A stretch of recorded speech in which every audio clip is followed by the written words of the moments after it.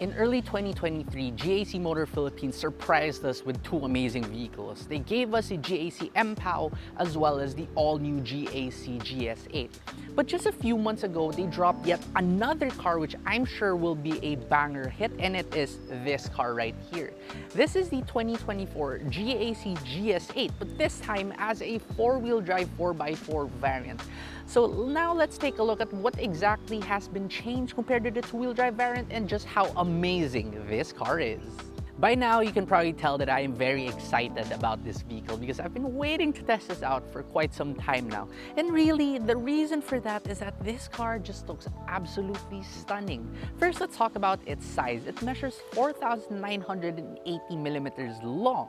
To put that into perspective, that's about the size of a full-size Land Cruiser. Okay, sure, it is not a body-on-frame SUV, so it doesn't have all the ground clearance of a Land Cruiser 300 nor the width of it, but it comes pretty close. Speaking of ground clearance, you still do get 200 millimeters of it, which is honestly more than enough. Now, for the styling of the all-new GS8, just take a look at the front end. You have a very beautiful grille. It's all covered in chrome. There's so many patterns on it. Your lights, they also look very unique. They call this the Eyes of the Conqueror headlamps. Of course, these are all made out of LEDs. And towards the side of the vehicle, you get massive 20-inch rims. It really also helps with giving it a very modern look with how GAC gave it some sort of a floating roof effect with all of the black accents that you get towards the rear as well as on your pillars, and your rear windows even do get privacy glass, so you don't even need tint for this anymore. It's just kind of blacked out as it is. Now, for the rest of the shapes here, it all just looks very clean, from your door handles, this character line, as well as just some sort of chrome molding down the side. And even if you look at your wing mirrors, they also have some shapes on it, some patterns on it. It just really makes this car look absolutely sleek. Probably one of the most beautiful and imposing cars that you can currently see on our roads.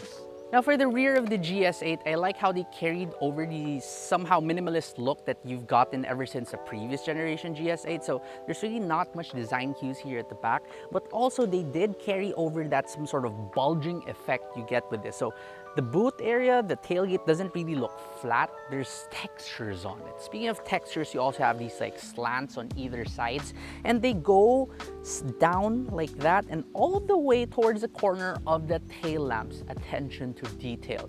Now, for badging, not much here. They did give you an additional four-wheel drive badge, which obviously you don't get with the two-wheel drive, but aside from that, it looks exactly the same. Yet you still do also get these beautiful tail lamps. Now look at them, vertical, right? But let's turn them on. You have an H pattern. Why is it an H pattern? I don't know. Why not a G pattern? But still, they look really good. And down below, you get reverse sensors. You also get a reverse camera and dual legitimate exhaust pipes. Now, once you open up this power tailgate,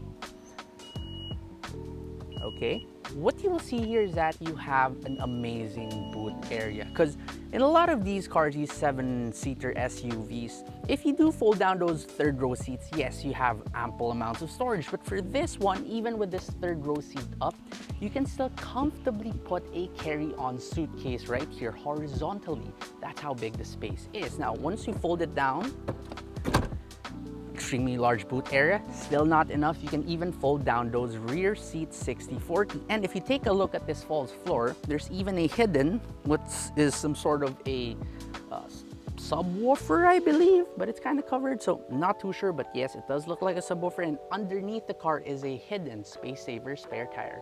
It's a big car, right? So it's gonna need a big engine. Well, GAC didn't think so. It thought that, no, we can get away with a small engine, and get away they did. What you have here is a 2-liter turbocharged 4-cylinder gasoline engine making 248 horsepower and 400 Newton meters of torque. Now, for your transmission, you would also expect a dual clutch transmission, right? Well, no, they decided to go for an 8-speed automatic instead, which would hopefully be smoother compared to a dual clutch transmission, one that you would appreciate for a very executive looking car. We'll check that out in the drive later on if it is indeed smooth. For fuel economy, huge car, not great fuel economy. Well, not really. It's about okay. You can get around 6.2 kilometers per liter inside the city and around 13.2 kilometers per liter on the highway. Respectable. So now we drive the GAC GS8 4-wheel drive, and honestly this is not my first time driving this car because we already took this to Tanay, surprisingly, right, despite the size of the vehicle, up Tanay, and it handled really well. And that is probably one of the more surprising things about this car. You see, despite the size of this car being about the size of a Range Rover or a Land Cruiser, the full-size Land Cruiser, it still is a very nimble car. And I think that's not only because of the 4-wheel drive system that it has, but also because of how stiff the chassis is, the suspension tuning tool. It is just tuned impeccably. This car, when I drive this, it reminds me of just driving like the GAC MQ, a much smaller vehicle, but then I see the hood in front of me, which is a lot longer, and then I remember, oh yes, this is a big car. But what's not surprising about the GAC GS8 is how comfortable it is. Now, one thing I failed to mention earlier is the wheelbase of this vehicle. Its wheelbase is almost 3 inches longer compared to a Toyota Land Cruiser 300, and that's crazy. You would think that this huge car would either be one of two things. It would either be really firm because it's an SUV, or you'd think that just like a Land Cruiser, it's going to be a little bit too floaty, right? Or a little bit too wavy that makes you want to throw up. Well, no, it's neither of those two. It's super comfortable to the point that it doesn't hurt, but it's also not super wavy to the point that you'd want to throw up. It really strikes the perfect balance, and that's why it's amazing. Also, in terms of comfort, let's talk about noise and vibrations. Well, for vibrations, really don't feel anything in here. Even at idle, that 2-liter 4-cylinder engine is just really good. And for noise, GAC even says that they've put a soundproof front windshield. And is it really soundproof? Okay, I'm not too sure, but all I can say is the amount of wind noise that enters into the cabin is almost non-existent. It's not whisper quiet, it's no Rolls Royce, right? But close enough. It's the closest that you can go at this price range. Let's now proceed to my favorite part about the GAC GS8 4-wheel drive, and that's the interior. But first, we check the door thud. That sounds really solid. Now, the interior of this vehicle is where you'll find the biggest change of the 4-wheel drive compared to the 2-wheel drive variant. And that's because you can finally get this car with a light interior instead of only getting it as a black interior vehicle. But just in case you're afraid of getting these seats dirty, don't worry, you can still get the 4-wheel drive as a black interior vehicle if you so desire. Now let's talk about the materials that they use. So your dashboard, that's covered in padded materials, and you even have these like orange stitchings on it. On the side too, the doors, they also get lots of these padded materials, also with that orange stitching, contrasted by a lot of white, which are also once again padded. You'll also notice that this gets Alpine branded speakers. Yes, you don't get that in the 2-wheel drive variant, but to be honest, does it sound good? Well, it sounds okay, but it doesn't really sound like it's from Alpine. They probably could have just bought the branding. I'm not too sure about that, or maybe I just don't know how to set it up properly, but yes. Now, the seats, they are extremely comfortable. It's pretty much what you would get with the likes of the Toyota Land Cruiser as well, or even the Nissan Patrol. It feels very wide, feels very supportive, perfect for long drives. Power adjustable for both the driver's side as well as the passenger side, but the driver's side gets the addition of lumbar adjustments. Now, the steering wheel, very similar to what you would get with the MPOW or the MQ, but it loses out and doesn't give you any of that weird chrome that shines directly to your eyes, which I found pretty annoying with those cars. This one, it's okay. It's a good set of steering wheel. It still is just like the MPOW and MQ, a little bit hollow though if you knock on it. But at least for this one, you get paddle shifters so you can shift manually, and you can also tilt and telescope this to your liking. This is where it gets kind of weird. You win some, you lose some. So for example, the center screen, what they give you is one of the biggest screens available in the country. This is a 14.6-inch touchscreen. Very responsive. You even get a 360-degree view camera on it, but it doesn't come with Apple CarPlay nor Android Auto, which is weird considering pretty much the entire lineup of GAC nowadays, even their bottom spec vehicles gets it. This one, top of the line, it doesn't have it. And also for your instrument cluster, while it is also digital, it's tiny. It's about 7 inches big. I believe that if you go to China, they actually give you the full package, a massive screen, probably like 12 inches or so. But for the Philippines, this is all we get. This is the exact same screen that you would find in the MPOW or in the M2 or even the GAC GS8 MZOOM. Kinda annoying, but still at least it is easy to read. Now for your toys in here, well, you get a wireless charging pad, you have an electronic parking brake, you get auto hold, and exclusive to this four-wheel drive trim, you get additional drive modes. So instead of only having eco, comfort, and sport, now you have snow, sand, and mud.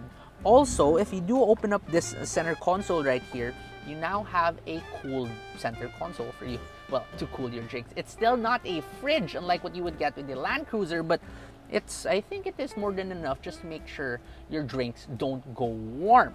Finally, for the tech you get in here, you do get a big panoramic sunroof on top and advanced driver assistance systems such as adaptive cruise control, lane keeping assist, and autonomous emergency braking. Your elderly relatives would enjoy the GS8 much better compared to the likes of the Land Cruiser or the Patrol, because since it isn't a body-on-frame SUV, they don't really have to climb up into it. They just slide their bum onto the seats. And once you're seated back here, we can now check the door thud. Excellent. Okay, back here, space, crazy good.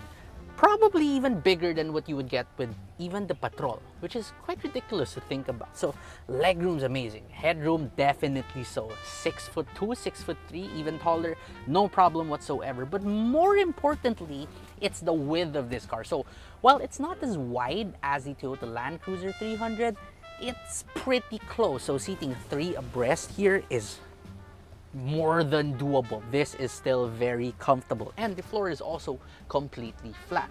Now for your toys, let's start off with your windows. I mentioned earlier you get privacy windows, so these are all darkened even for the third row. You even have your own climate control system, you get part of the panoramic sunroof, and this center armrest even comes with 2 cup holders. Plus, if you want extra comfort, just in case this isn't enough for you, you can also recline these seats and lounge about like this. Oh, by the way, the front passenger's ambient lighting system does continue onto the rear, so you also get it here over at the side. By now, you're probably thinking, okay, the car has great front seats and rear seats, but you might be forgetting that because of the size of this vehicle, they were able to cram in an additional 2 seats at the back, which we will now check out. But how do we get to the back? Well, first step is to come over to the passenger side. Yes, you have to do it from the passenger side because there is a button right here. You don't have it on the other side. And all you have to do is simply press that button once. See that? Electrically folding and sliding. Amazing. Okay, now let's step inside. Not too high, very easy to get in. And once you are back here, I do have to admit that space is a little bit limited, but it is about what you would expect for a 3-row SUV. And honestly, for a 3-row SUV, this isn't too bad. You can also ask those second row seats to kind of just slide their seats a little bit more forwards. And if you do that, this is going to be incredibly comfortable even for long journeys. The floor, it doesn't feel too high. It still kind of has to make you fold your knees a little bit, but it really isn't too bad. And for toys back here, well, you get your own air vents on either side and your very own privacy glass on either sides too. Now let's talk about the power that it has. So no matter what mode you put this car in, 248 horsepower is not a lot of power. But because just like the MPOW and the M2 and the GAC GS8 MZOOM, it has that mega wave thing on top of the engine, which is an air-to-water intercooler. You get so much response no matter in which part of the RPM you're in. Yes, there's still a little bit of a delay because it still is a turbocharged engine, but once you get past that delay, it just goes. And it doesn't feel heavy at all. It doesn't feel like you're driving a full-size SUV. So you're gonna have tons of fun with this, even when you want to drive it spiritedly. In line with driving this car spiritedly, if you put this car into sport mode, yes, the steering wheel does tighten up. However, it still doesn't give you too much feedback. But for the most parts, when you are driving this on a daily basis, you can just leave it in the comfort setting or the eco setting, and it's going to be really light, which kind of negates the whole size of the SUV, so you're not going to feel like you're driving a bulky car in any way. Insofar as its difference compared to its two-wheel drive counterpart, well, the four-wheel drive powertrain in this, you can really feel it help you either enter or exit a corner. So if you want something to really take off-road, maybe it wouldn't really help too much because it still is not a super rugged vehicle. But yeah, when it comes to handling that four-wheel drive system, really does help out in some ways. Now, when it comes to Chinese vehicles choosing their transmissions, they have this tendency of almost always, 99% of the time, choosing a dual clutch transmission. As to why, I don't know. Maybe their research regarding DCTs in China is much more advanced compared to automatic transmissions. But at least for the GS8, GAC has decided to put a conventional automatic transmission. And does that translate to a smoother experience? Yes, it does. Now, you can drive this car at high speeds and it is still more than responsive enough. It's not as fast and responsive as a DCT, but close enough. However, in city speeds, in creeping traffic speeds, stop and go traffic, it is just so much better. So your VIP at the back will enjoy this much more. Finally, we talk about the advanced driver assistance systems. So as mentioned, it has adaptive cruise control. It's not too jerky. Even in city speeds, it's more than usable. It's not the smoothest out there. I think the systems from GWM is a little bit smoother. But I mean, here on the highway, you can use this every day. It's not going to disappoint you. But what will kind of disappoint you is the lane keep assist and the lane departure warning, all of that. So it has a lane departure warning, and it will also kind of nudge you back from exiting the lane if you don't use your turn signals. However, it doesn't have lane centering assist, that is. So it won't keep you centered all the time. It'll kind of just bounce you from either sides of the lane markings. So we've seen that the all-new GAC GS8 four-wheel drive is an amazing vehicle. It rides well, it drives well, it's well equipped, and it looks absolutely stunning. But how much does it cost? Well, this car right here only costs 2,648,000 pesos, which honestly is a pretty big bump from its two-wheel drive counterpart. This costs 250,000 pesos more than that. But if you compare this car to pretty much any other full-size SUV in the market with similar features, similar equipment, it really is incredibly hard to beat. Most of its competitors can cost twice as much as this, yet give you either the same amount equipment or a little bit less equipment. So really, this is probably hands down the most bang for your buck, the most well-equipped and the best looking SUV, full-size SUV that you can currently get here in the Philippines.